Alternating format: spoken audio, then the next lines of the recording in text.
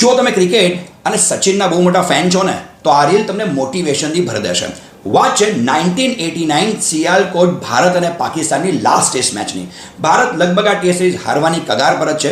એવામાં એક 16 વર્ષીય યુવાન સચિન તેંડુલકર ક્રીઝ પર રમવા આવે છે. એની સામે ભયંકર બોલર વકાર યુનિસ બોલિંગ કરતો હોય છે.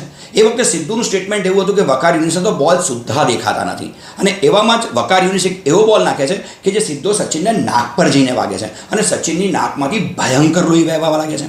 એવા સમયે ત્યાં ઉપસ્થિત ફિઝિયોથેરાપિસ્ટ અને સિદ્ધુ બંને 16 વર્ષીય એ નાનકડા છોકરાને એવી સલાહ આપે છે કે તારે ગેમ ક્વિટ કરી લેવી જોઈએ, તારી પરિસ્થિતિ બરાબર નથી.